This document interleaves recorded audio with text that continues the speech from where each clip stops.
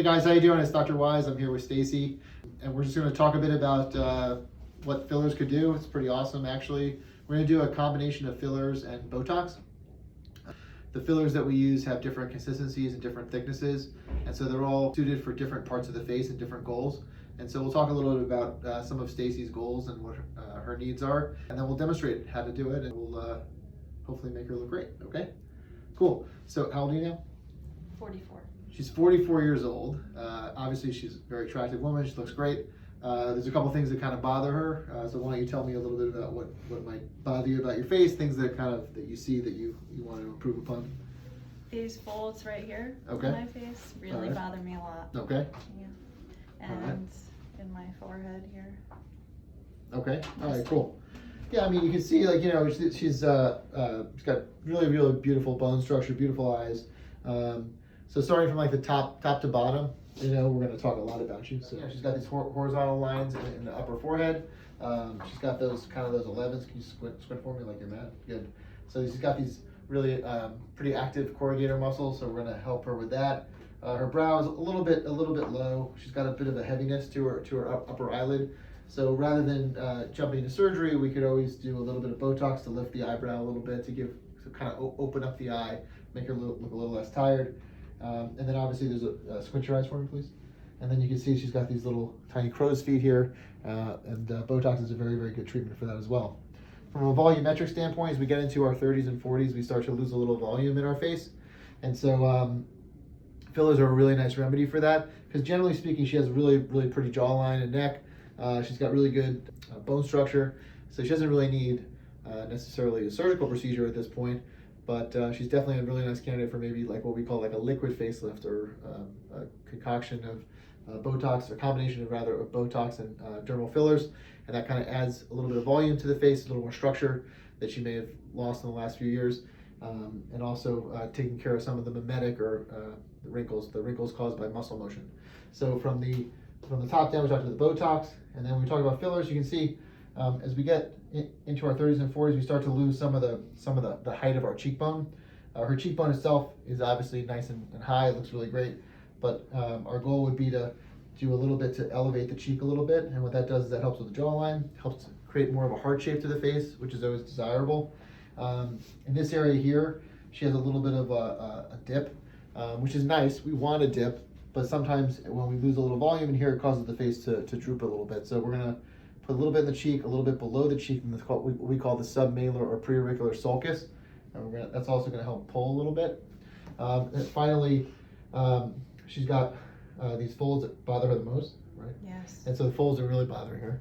So we're gonna fill those in conservatively, nothing crazy, because everyone has to have some folds, otherwise it could look very unnatural and kind of silly. So we're not going to fill them in so much so that they obliterate any fold, but we'll certainly soften them up a lot, so it looks a little softer. So anyway, and then finally, you can see how the mouth, the lips are quite thin. So in order to kind of just rejuvenate, if you will, revitalize the lips a little bit, we're going to put a tiny bit of filler along the lip line here, and it won't make the lips look necessarily big, but it'll kind of crispen them up a little bit, and we're kind of going to line the vermilion border almost like a lip liner, and that'll just kind of add a little crispness, and it'll add a little youth to the area too. And then we'll put a little here so the mouth doesn't look like it's downturned as much.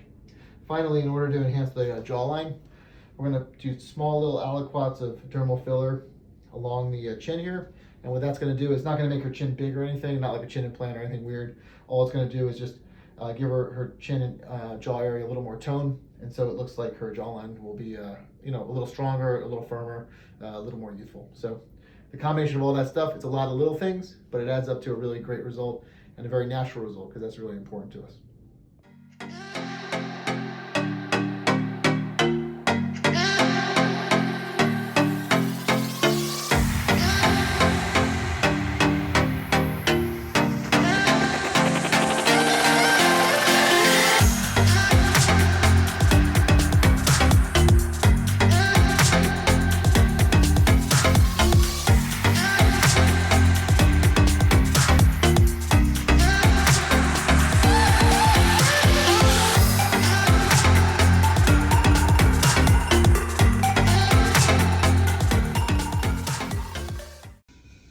effects of Botox typically start working usually within a few days, but the maximum effect of Botox typically takes about 10 days to 2 weeks. So if you don't see anything right away with Botox, don't worry. Usually some people respond a little bit later than others, but essentially everyone responds by approximately 10 days to 2 weeks.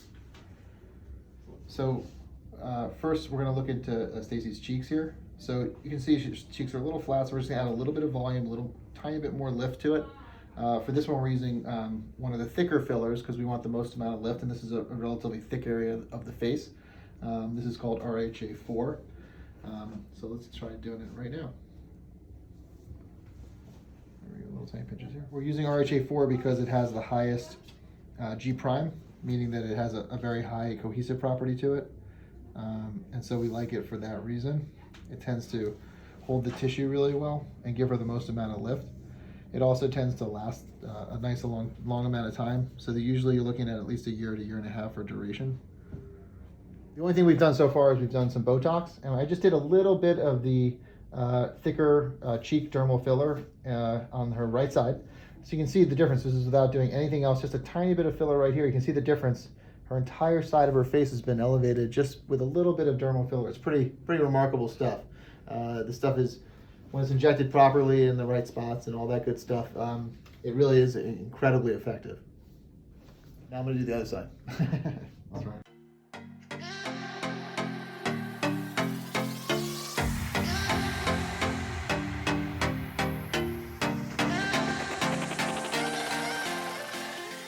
Now you can see that we've done both high cheeks, and now in order to give her like the full effect, the full lift, this is obviously amazing. But if you can see this little indentation here, we want to keep her indented because that's really elegant and beautiful, feminine and nice.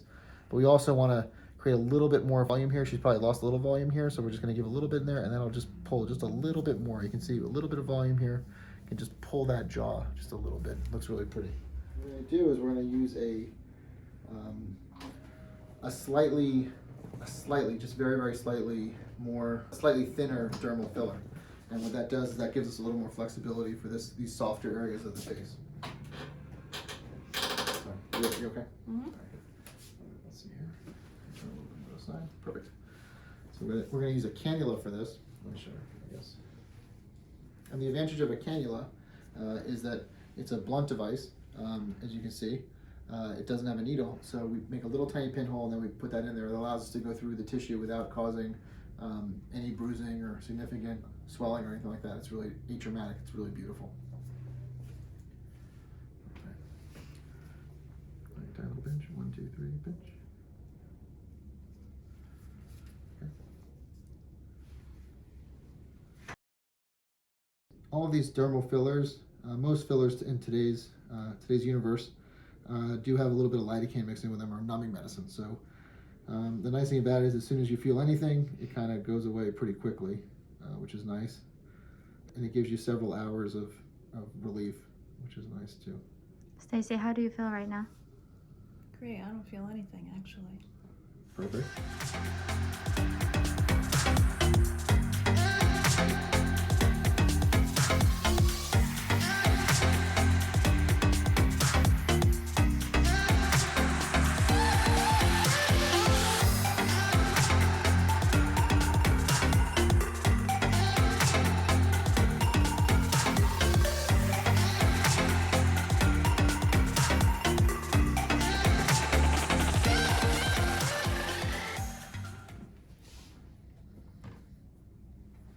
Nice.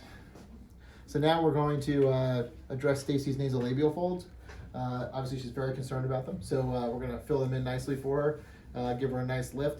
But as we talked about, we're not going to overdo it because we don't want to make them too flat, otherwise they look a little funny. So we're just going to give her a nice softer look to make it look really natural and very pretty. The filler that we're using for this is the RHA3. This is the medium grade dermal filler. So it allows for some flexibility, it allows her to express herself. She can smile, frown, whatever she wants to do, and it won't look lumpy or weird. It just kind of travels with the patient's expression, so it's really nice.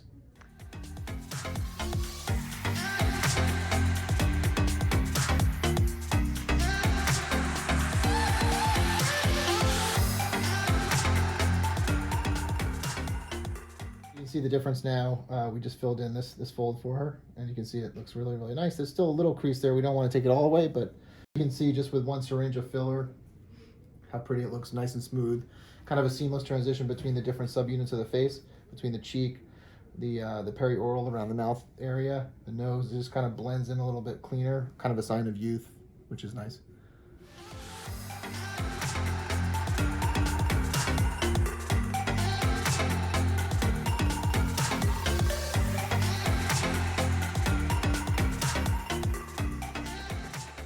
Here you can see that we've now completed the cheek, the submalar area here, just to kind of blend it.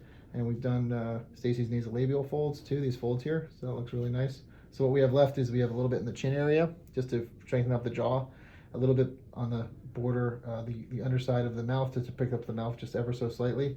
And then we're gonna line the lips too, just to make them look really pretty. So moving along for Stacy's jawline, just to strengthen up her jawline, make it look a little stronger, kind of increase her projection a little bit, and also just to kind of like de-emphasize some of a little bit of fullness underneath her chin. We're going to do a little bit in the chin area. Looks really pretty, very subtle, but it really strengthens up the jawline. Looks really, really pretty. So for this part, because it's a thicker area, because it's simulating the jaw area, we want one of our thicker fillers. So for that reason, we're using our thickest one. The thickest one is the RHA4 product.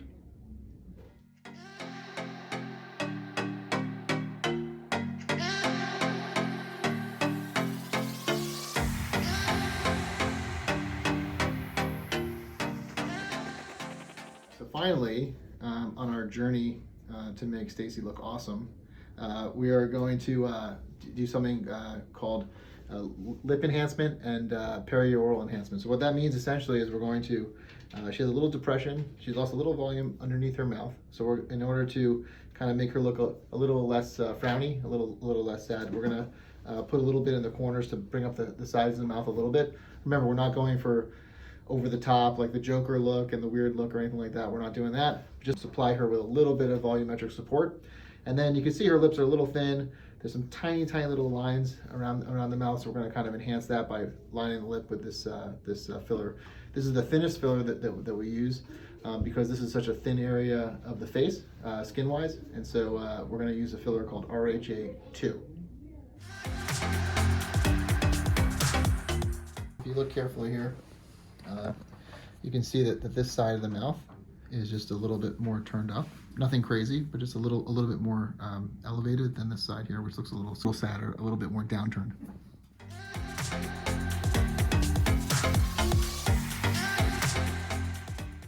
Now we did it on both sides.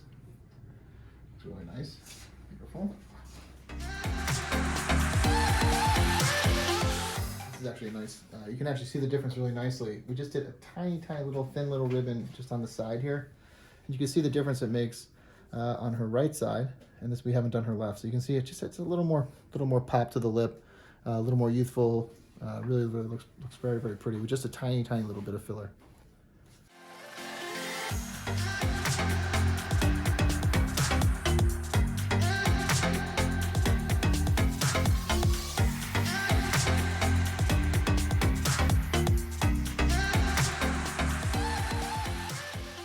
Ready? Yeah.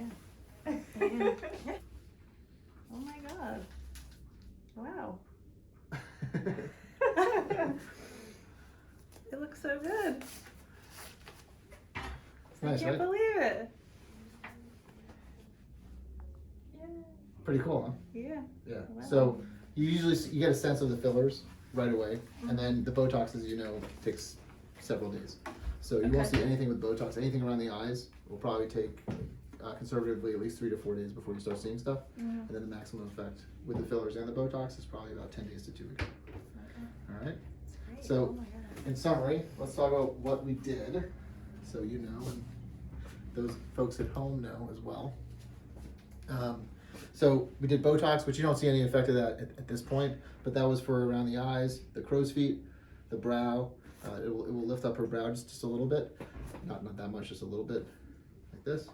It'll take away some of the forehead wrinkles, the glabella wrinkles here, those 11s that we talked about, and that's the Botox. Moving on to the fillers, we did a little bit of filler in the high cheekbone here, a little bit below that and what we call the submalar region. We did a little bit here to lift up the cheek in the middle part here. We filled in the lines around her mouth, the nasolabial folds. We lined the jaw with some filler to make the jawline look really, really sharp and beautiful. And finally, we put a little bit of filler around the mouth here to raise up the corners of the mouth. And then also we lined the lips just to make the lips look a little more rejuvenated. So that's it. So just to give you some perspective about how much we did here today, we did Botox, and then we used approximately 8 syringes of filler. Obviously, some people use a little bit more, but most people use less amount of filler. We just wanted to demonstrate all the various things that fillers could do.